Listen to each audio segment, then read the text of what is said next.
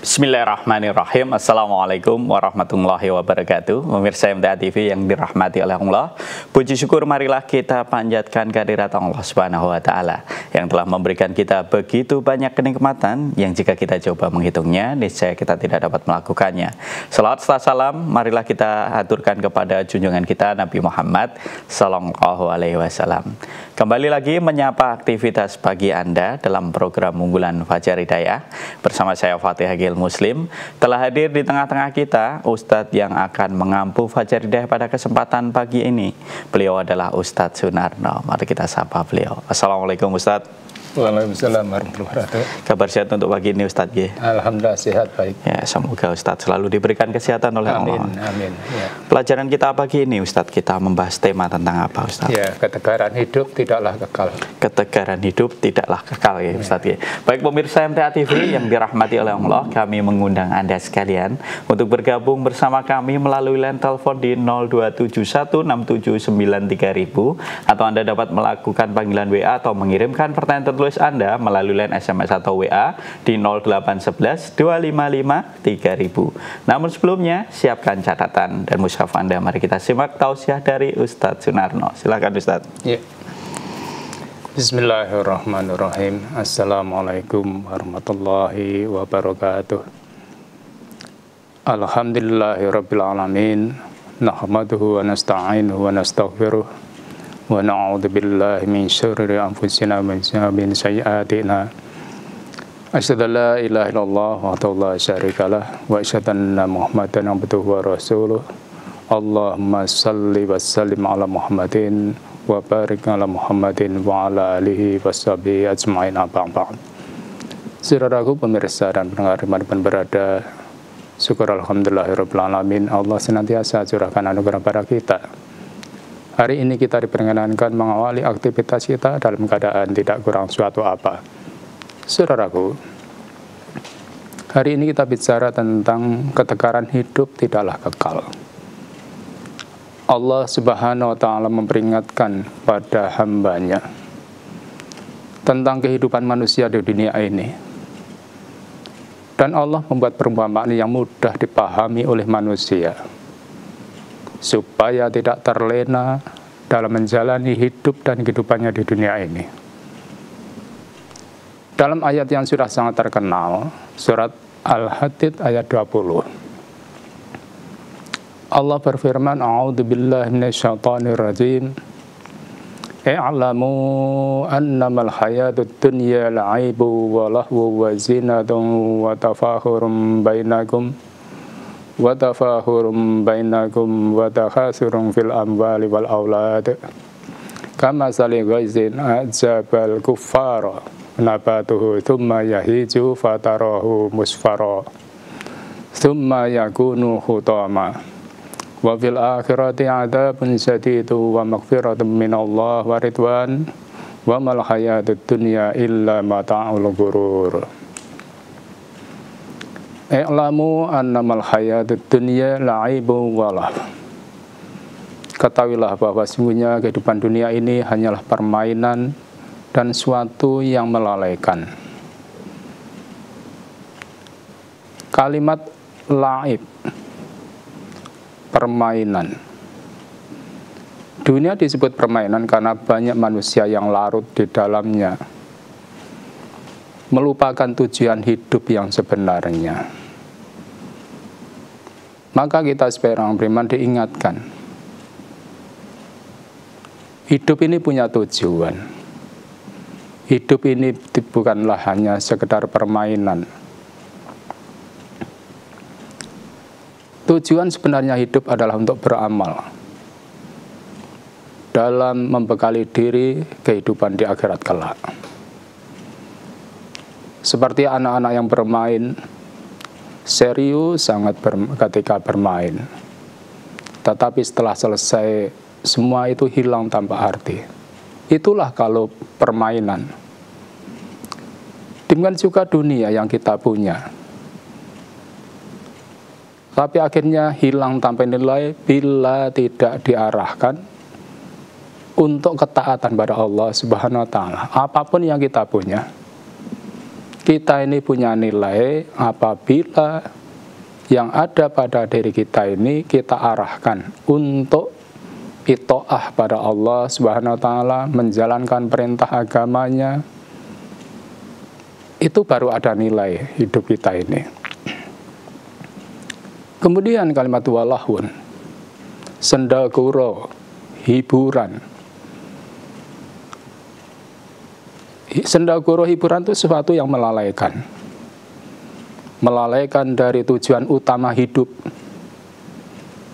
Padahal manusia itu inginnya bersendaguro. Banyak hiburan. Namun tidak disadari, itu semuanya banyak melalaikan kita dari tujuan hidup kita. Maka kita hati-hati dalam menjalani hidup ini. Melalaikan dari mengingat Allah, melalaikan dari ibadah, melalaikan dari mempersiapkan diri mencari bekal untuk akhirat. Itu kalau manusia suka bersendaguro.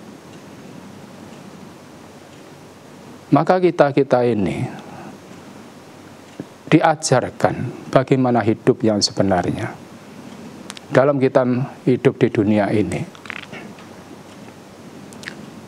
Kemudian dilanjutkan, wa zinatun wa tafakhurun bainakum wa takhasurum fil amwal wal aulad.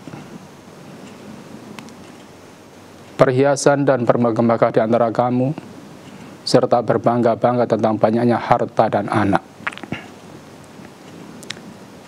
Di sini ada tafakhurum bil amwal, berbangga dengan harta. Maksudnya manusia itu kecenderungannya untuk membanggakan harta yang dimilikinya. Rumah yang megah, kendaraan yang mewah, pakaian yang indah, dan jabatan, dan lain sebagainya. Itu sangat membanggakan manusia pada umumnya. Memang begitu. Namun ini kalau kita tidak ingat kepada Allah, akan membahayakan diri kita. Karena akan menimbulkan kesombongan, menimbulkan ketakaburan. Apapun yang kita miliki, kalau di situ hanya bangga dalam bentuk wujudnya, itu tidak ada gunanya. Namun kalau kita gunakan sebagai sarana, rumah yang megah, di situ kita gunakan dalam rangka untuk membina keluarga yang sakinah, mawaddah, warahmah. Bapaknya bapak yang soleh, istrinya istri yang solehah, anak-anaknya jadi anak soleh dan solehah. Nah itu kita bangga, patut. Karena dari situlah kita mendapatkan kebaikan. Kita punya kendaraan, taruhlah tidak mewah. Kalau kendaraan itu kita gunakan dalam rangka mencari bekal di akhirat, kita gunakan untuk sabilillah, kita gunakan untuk apa yang diridhai Allah, itu baru kita pantas punya kendaraan itu bangga. Karena kendaraannya bisa menjadi sarana membekali diri kelak saatnya menghadap Allah SWT. Kita punya pakaian yang indah, kita gunakan dalam rangka beribadah pada Allah, sholat. Karena bagaimanapun kita sudah mendengar perintah, khudhu zinatakum inda kulli masjidin. Gunakan pakaianmu yang indah setiap beribadah pada Allah di masjid. Punya jabatan bagi yang punya, digunakan untuk berdakwah. Bukan hanya untuk kebanggaan. Maka kalau ini kita mampu menjalankan, kita bangga dengan itu semuanya. Karena bisa menghantarkan diri kita untuk mendapatkan bekal kelak menghadap Allah SWT. Bukan alat untuk pamer. Saudaraku, kemudian watafakurun bil aulad, berbangga dengan anak. Maksudnya kita membanggakan keturunan, membanggakan keberhasilan anak-anak kita. Barangkali anak kita punya jabatan, pendidikan tinggi, kaya raya. Namun kalau kita sebagai orang tua lupa membimbing mereka menjadi anak yang soleh dan solihah, itu nggak bisa dibanggakan. Kita bangga dengan anak itu apabila kita sebagai orang tua ini bisa mendidik mereka, membimbing mereka menjadi anak soleh dan solihah. Kalau sekedar kita bangga anak kita punya jabatan, pendidikan tinggi, kaya, namun kalau tidak iman, tidak beramal soleh, itu membahayakan kita sebagai orang tua, karena justru akan menjadi fitnah yang berat kelak kita menghadap Allah SWT. Itu jadi beban. Maka kita dibimbing.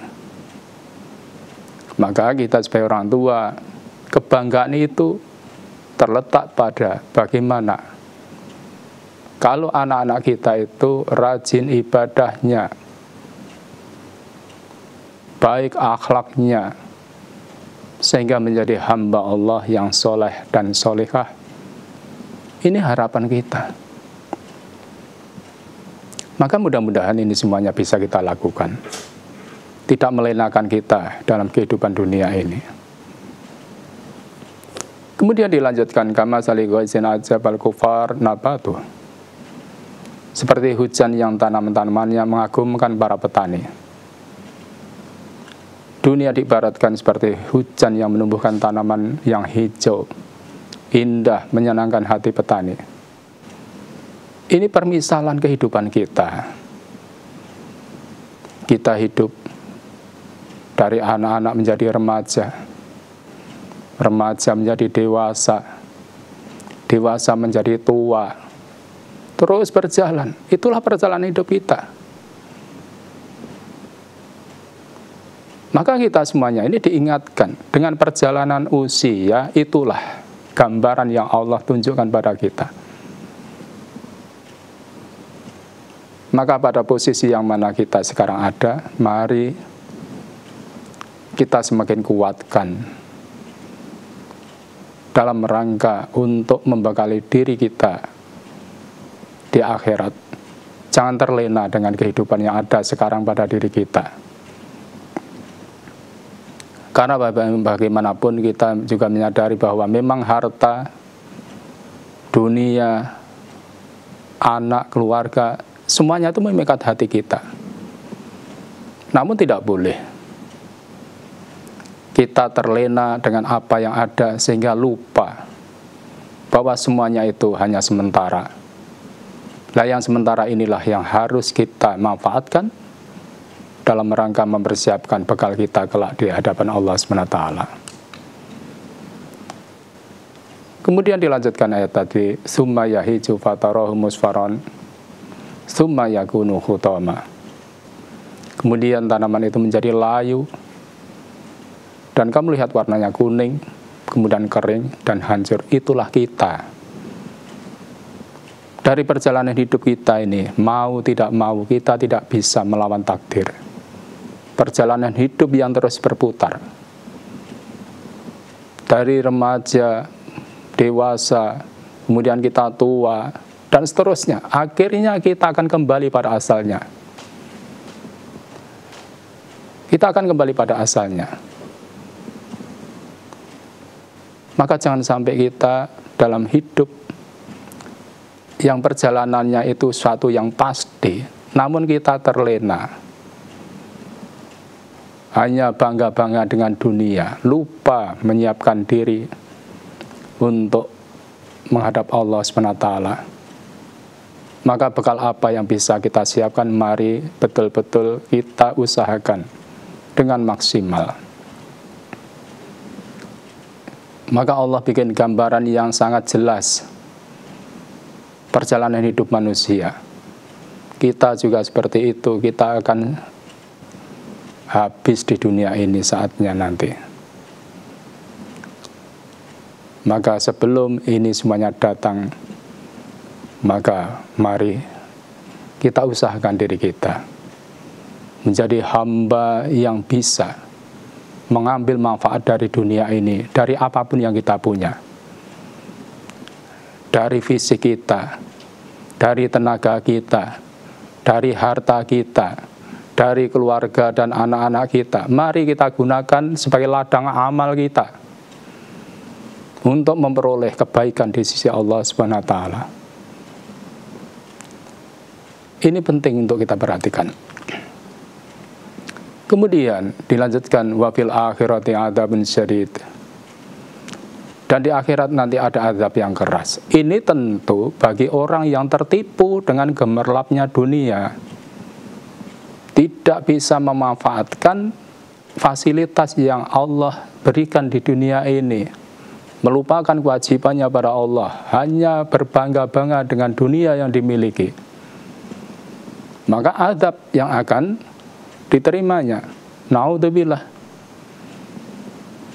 Azab itu kita sudah diberikan pengertian. Ada azab kubur, azab ketika datangnya kiamat, azab neraka, yang semuanya itu mengerikan. Kita tidak bisa membayangkan. Maka ini peringatan untuk kita. Maka bagi orang yang tertipu dengan dunianya, terlena dengan dunianya, lupa kewajibannya pada Allah, lah kita jangan seperti itu, kita hati-hati. Kemudian dilanjutkan wa maghfiratun minallah wa ridwan, dan ada ampunan Allah dan keridhaannya. Tentu ini bagi orang yang beriman, yang tidak tertipu oleh dunia yang dimilikinya. Dia tidak lupa tujuan hidup yang sebenarnya. Nah, tentu kita yang mengaku beriman ini, mari kita betul-betul pahami. Dunia ini sebagai sarana. Tujuan hidup yang sebenarnya adalah akhirat. Maka mari kita gunakan sarana dunia ini untuk kebahagiaan kita di akhirat kelak.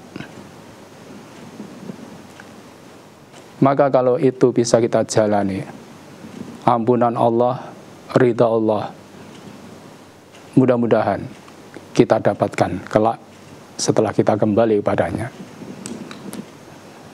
Saudaraku, kemudian ayat tadi ditutup, wa mal hayatud dunya illa mata'ul ghurur. Kehidupan dunia ini hanyalah kesenangan yang semu, bukan kesenangan yang sebenarnya. Maka kita ketika senang, jangan lupa daratan. Namun ketika kita di dunia ini baru mendapatkan cobaan, juga jangan putus asa. Dunia bukanlah semuanya berakhir di dunia. Namun bagaimana di dunia ini kita mendapatkan kebaikan sebagai sarana kelak menghadap Allah SWT. Maka dalam hadis Ibnu Majah nomor 4105, Rasulullah mengajari pada kita, maka natil akhiratu hammahu, barang siapa yang menjadikan akhirat sebagai tujuan hidupnya, jama'allahu samlahu, Allah akan menyatukan urusannya. Maksudnya apa?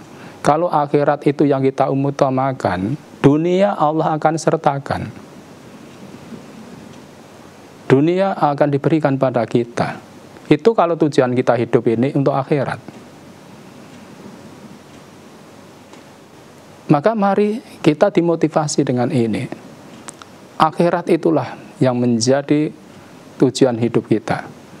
Dunia Allah akan berikan pada kita. Kalau nama dunia itu keluarga kita juga baik, anak-anak kita juga baik, ekonomi kita juga baik. Itu kalau betul-betul. Kemudian wa ja'ala ghinahu fi qalbi, Allah akan menjadikan kekayaan dalam hatinya. Hidup kita tenang, tentram, damai. Ini yang menjadi idaman setiap manusia hidup di dunia. Wa tatu'ud dunya wa hiya raghimah, dan dunia datang padanya dalam keadaan merendah. Maksudnya apa? Kita tidak dikendalikan oleh dunia kita, namun kita bisa mengendalikan dunia kita. Banyak orang yang merasa sibuk dengan dunianya, lupa pada tujuan hidupnya karena dikendalikan oleh dunianya. Namun kalau kita ini dengan dunia yang kita miliki, kita tidak dikendalikan, kita tetap ingat pada kewajiban kita sebagai hamba Allah. Kita tahu tujuan hidup kita. Kemudian wa man kanatid dunya hammahu, namun barang siapa yang dunia menjadi tujuannya, farakallahu alaihi amrahu, Allah akan mencerai-beraikan urusan dunianya. Hidupnya berantakan, naudzubillah. Hidupnya tidak teratur. Hidupnya penuh dengan percecokan, pertengkaran, jauh dari kedamaian, ketenteraman, dan lain sebagainya. Wa ja'ala faqrahu baina ainaihi, dan yang tampak di depan mata itu hanyalah kemiskinan dan kemiskinan. Maka takut untuk meninggalkan dunianya untuk akhiratnya. Karena yang terbayang hanya miskin, miskin, dan miskin. Maka ini semuanya azab dunia.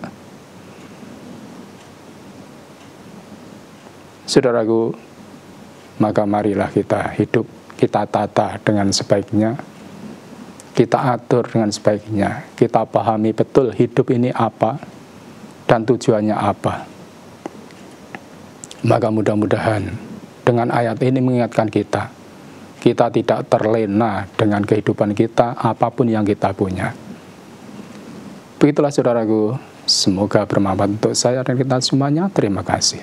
Ya, terima kasih atas tausiahnya Ustadz. Baik pemirsa MTA TV yang dirahmati oleh Allah, kami mengundang Anda sekalian untuk bergabung bersama kami melalui line telepon di 02716793000, atau Anda dapat mengirimkan pertanyaan tertulis Anda melalui line SMS atau WA di 08112553000. Namun sebelumnya kita simak informasi yang berikut ini. Bismillahirrahmanirrahim, pemirsa MTA TV yang dirahmati oleh Allah, kita kembali lagi dalam program unggulan Fajar Hidayah. Kali ini bersama dengan Ustadz Sunarno. Kami mengundang pemirsa sekalian untuk bergabung bersama kami melalui line telepon di 02716793000, atau Anda dapat melakukan panggilan WA di 08112553000. Untuk kesempatan pertama kita ke pertanyaan tertulis dulu Ustadz, dari Pak Sihono yang ada di Medan. Ustadz, saya itu sholat wajib, rawatib maupun tahajud itu cuma tayamum. Dikarenakan mau wudhu itu jalan ke belakang itu susah Ustadz. Jalannya sempit dan saya itu jalan pakai kanan kiri. Dan bagaimana sholat saya Ustadz? Apakah sah atau tidak Ustadz? Iya. Jadi Bapak Siono ya, usahakan maksimal dulu Bapak. Karena tayamum itu ada syarat-syaratnya. Tayamum itu yang diperbolehkan orang yang sakit namun membahayakan dirinya, memperparah sakitnya apabila kena air. Orang musafir. Lah Bapak dalam posisi ini hanya karena terhalang jalan sempit pakai truk, ini bisa diusahakan dengan cara yang lain. Usahakan barangkali airnya didekatkan. Airnya didekatkan. Minta tolong pada keluarganya. Sehingga nanti Bapak untuk tidak usah ke belakang. Jadi kalau hanya karena pakai krek dalnya sempit, ini bukan syarat untuk bisa tayamum. Maka usahakan Bapak, mohon tolong sama keluarganya, disediakan air yang lebih dekat dengan tempatnya Bapak berada, tempat sholatnya. Supaya nanti kita usahanya sudah maksimal. Jadi tidak berhenti begitu saja. sehingga Bapak akan melaksanakan sholatnya itu dengan hati tanpa keraguan, tanpa was-was, karena sudah diusahakan maksimal. Begitu Bapak, semoga bisa dipahami. Ya. Kami masih mengundang pemirsa sekalian untuk bergabung bersama kami melalui line telepon di 02716793000 atau Anda dapat melakukan panggilan WA di 08112553000. Kita ke pertanyaan selanjutnya Ustadz, dari hamba Allah yang ada di Karanganyar Ustadz. Bagaimana cara menambah rakaat ketika rakaat salatnya kurang 1 rakaat? Catatan, diingatkannya setelah selesai sholat Ustadz. Dan ketika menambah, apakah juga membaca doa iftitah? Yang kedua, ketika saya akan sholat, ada orang yang sudah sholat duluan. Saya mau jamaah dengan menepuk bahu, tetapi dalam pergantian gerakan, orang tadi tidak dibaca jahar. Apakah kita tetap mengikuti Ustadz? Mohon tausiahnya. Iya. Jadi yang pertama ya, jadi ketika dalam sholat, kita ini diajarkan. Jadi yang pertama tadi, maaf lupa apa? Rakaatnya kurang tetapi diingatkan setelah. Jadi rakaatnya kurang itu karena sudah salam diingatkan kurang, ya kita takbir. Kemudian langsung membaca Al-Fatihah, tidak usah iftitah. Kemudian selesaikan sampai salam. Itu untuk menambah. Jadi takbir, bukan takbiratul ihram loh ya. Tidak usah baca iftitah, perlu baca Al-Fatihah. Baca surat kalau itu umpamanya baru rakaat yang kedua. Kemudian setelah itu dilanjutkan sampai selesai. Jadi itu cara menambah. Kemudian salam. Nah setelah itu nanti terus sujud sahwi. Jadi setelah nambah itu sebelum salam sujud sahwi. Begitu caranya menambah. Setelah sujud sahwi baru kita salam. Begitu, semoga bisa dipahami. Yang kedua tadi orang yang sholat terus ditepuk bahu. Jadi kalau tadi menepuk dalam berjamaah, kemudian yang dijadikan imam tetap sir, kita juga mengikuti tapi dengan sir juga, kita baca sendiri. Jadi kita baca sendiri, tetap mengikuti jamaahnya. Jadi kalau imamnya sir, kita juga membaca secara sir, diikuti sampai selesai. Nah nanti baru kekurangannya setelah imamnya tadi salam, kita nambah berapa kurangnya. Begitu, semoga bisa dipahami. Ya, terima kasih Ustaz. Baik, pemirsa MTA TV yang dirahmati oleh Allah, kami mengundang Anda sekalian untuk bergabung bersama kami melalui line telepon di 02716793000 atau Anda dapat melakukan panggilan WA di 08112553000. Kita ke pertanyaan selanjutnya Ustadz, dari Pak Supriyono yang ada di Batang Ustadz. Saya pernah mendengar bahwa kita tidak boleh mendiamkan saudara kita maksimal 3 hari Ustadz. Pertanyaannya, selama 3 hari itu apakah kita berdosa atau yang berdosa setelah lebih dari 3 hari itu Ustadz?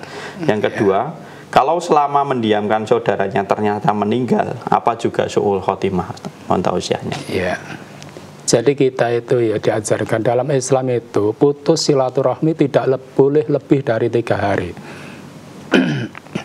Nah waktu itu kita supaya memperbaiki hubungan, usahakan dalam 3 hari itu untuk memulihkan hubungan supaya tidak putus silaturahmi, tidak jutaan lah begitu. Itu intinya, jadi beri batas 3 hari itu. Lah kalau 3 hari tidak terselesaikan dan selanjutnya dilanjutkan sampai seterusnya, itu dosa. Jadi selama 3 hari tidak ada usaha untuk memulihkan hubungan, kemudian malah berlanjut, bahkan sampai bulanan, itu dosa. Maka kalau orang seperti itu sampai mati dalam keadaan memutus silaturahmi, itu dosa. Kita nggak boleh. Karena memutus silaturahmi itu hanya akan menjauhkan kita dari rahmat Allah. Kalau orang tidak memperoleh rahmat Allah, kan mesti azab nanti yang terjadi. Maka kita usahakan. Yang lebih penting lagi bagaimana kita tidak sampai terjadi percekcokan, tetap silaturahminya baik. Kalau terpaksa, ini terpaksa, terjadi sesuatu, tidak boleh lebih dari 3 hari dalam kita itu mendiamkan saudaranya. Maka 3 hari itu usahakan untuk bisa memulihkan hubungannya supaya menjadi baik lagi. Begitu, semoga bisa dipahami. Ya, kami mengundang pemirsa sekalian untuk bergabung bersama kami melalui line telepon di 02716793000. Kita sapa pemirsa yang telah terhubung. Halo, assalamualaikum. Halo, assalamualaikum. Assalamualaikum warahmatullahi wabarakatuh, Ustaz. Waalaikumsalam warahmatullahi wabarakatuh. Silakan, dari siapa, di mana? Ini Pak Tunggal di Tulung. Pak Tunggal, silakan Pak Tunggal. Yang saya tanyakan ini mengenai hadis yang setelah sholat subuh wiritan sampai matahari keluar, itu hadisnya sahih atau enggak ya, Ustaz ya? Kalau sahih, gimana tata caranya? Pak, misalnya pakai jam gitu, harus jam segitu. Kalau sekarang kan subuhnya jam 4:10 menit, Ustaz. Nah, itu kira-kira kalau itu hadisnya sahih, sholatnya jam berapa gitu. Itu aja, makasih dari Pak Tunggal Tulung. Amin. Ya. Assalamualaikum. Waalaikumsalam warahmatullahi wabarakatuh. Jadi Bapak Tunggal ya. Jadi hadisnya sahih Bapak itu. Jadi kalau kita mau melaksanakan itu setelah sholat subuh, kita tidak pulang karena barangkali waktunya longgar gitu ya. Kemudian kita banyak wiritan di situ, zikir pada Allah sampai terbit matahari. Nah, setelah terbit matahari sudah agak tinggi, jadi bukan waktu terbitnya. Lalu waktu terbitnya dilarang kita sholat. Jadi sudah terbit, sudah agak tinggi.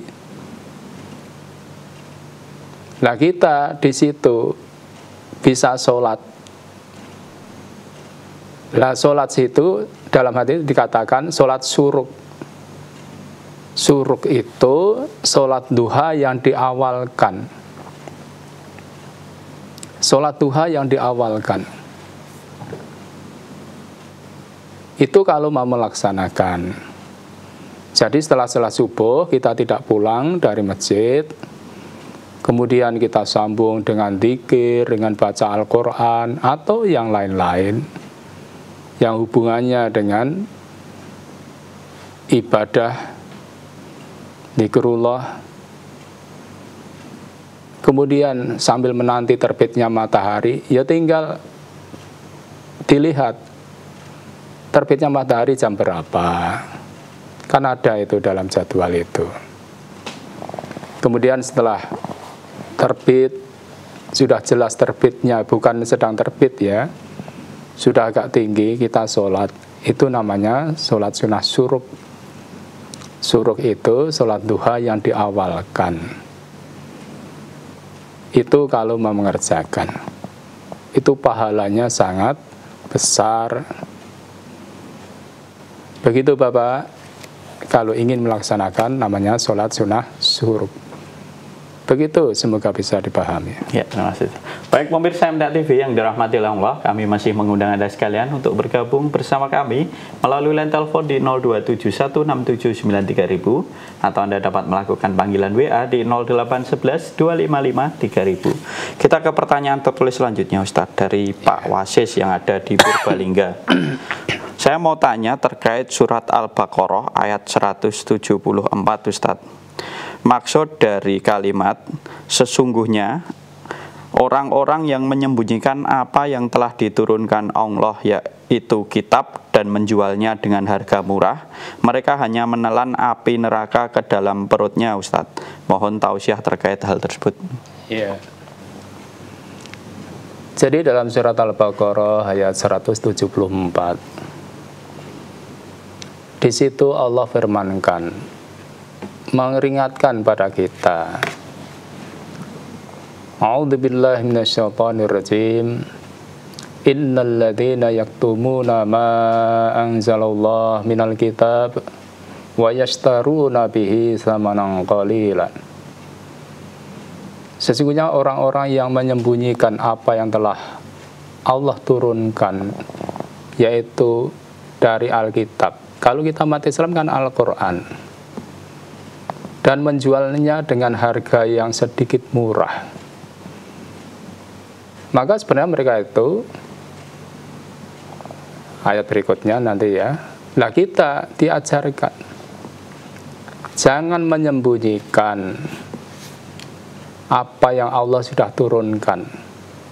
Menyembunyikan itu dalam artian kita sebagai pribadi, kita sudah tahu namun tidak mengamalkan, itu menyembunyikan.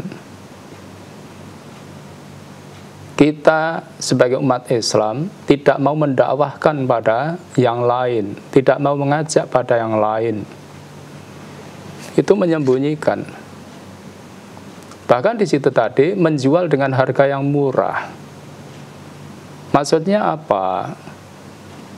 Kita mengamalkannya, mendakwahkannya dengan harapan untuk memperoleh imbalan dunia.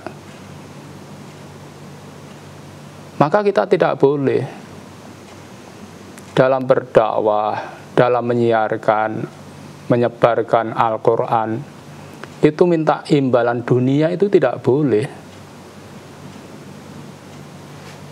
Maka jangan kita ini menjual dengan harga yang murah. Termasuk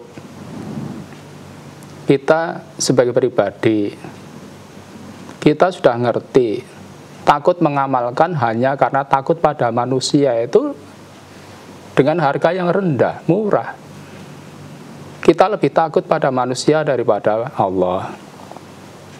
Pokoknya dunia apapun yang ada, kalau itu menjadi penghalang kita dalam mengamalkan Al-Quran, menyebarkan Al-Quran, itu murah semuanya. Apalagi untuk mendapatkan hasil. Maka kalau di situ dilanjutkan, ulaika ma ya'kuluna fi butunihim ilan nar. Kalau kita mendapatkan hasil dari itu, memakan dari menyembunyikan ayat-ayat Allah itu tidak yang dimakan kecuali itu api neraka. Naudzubillah. Jadi kalau kita hanya umpamanya kita ini bekerja untuk mengamalkan ajaran agama, kalau mengamalkan kita nanti di PHK atau dikeluarkan dari pekerjaan umpamanya, kalau itu dengan cara seperti itu, kita takut untuk mendapatkan rezeki dari manusia hanya karena menyembunyikan ayat Allah, menjual harga murah, itu hasilnya hanya menjadi umpan neraka. Naudzubillah min dzalik. Maka mari kita jangan menyembunyikan ayat Allah dan jangan menjual ayat Allah dengan harga yang murah. Itu diantaranya apa yang terkandung dalam surat Al-Baqarah 174. Kemudian wala yukamilullah yaumal qiyamah wala yuzakihim walahum adzabun alim. Jadi dalam ayat ini ahli tafsir menjelaskan, jadi maksudnya Allah tidak bicara pada mereka dengan kasih sayang, tetapi berbicara dengan kata-kata yang tidak menyenangkan. Itu ahli tafsir menjelaskan begitu. Karena orang itu disediakan azab yang sangat menyakitkan. Naudzubillah min dzalik. Begitu Bapak, diantaranya apa yang bisa kita ambil pelajaran dari ayat 174 surat Al-Baqarah ini. Mudah-mudahan bisa dipahami. Terima kasih. Ya, kita ke pertanyaan selanjutnya, Ustadz. Apakah boleh kita orang Islam sholat di rumah orang non-Islam, Ustadz? Mohon tausiahnya. Iya. Jadi kita sholat di rumah orang yang bukan Islam boleh. Boleh. Yang penting syaratnya harus terpenuhi. Dijaga kesuciannya, kebersihannya. Kemudian di situ tidak boleh ada gambar-gambar yang menjadi keyakinan mereka. Tidak boleh kalau ada gambar-gambarnya. Selama itu bersih, tidak ada simbol-simbol bagi mereka yang jadi keyakinannya, kita boleh sholat di rumah. Non-muslim boleh. Begitu, semoga bisa dipahami. Pertanyaan selanjutnya, Ustadz. Saya mohon pencerahan. Saya itu adzan duhur di masjid, tetapi tidak ada jamaah yang datang, Ustadz. Dan saya kemudian sholat sendiri. Apakah sholat saya itu terhitung jamaah atau dihitung sendiri, Ustadz? Mohon tausiahnya.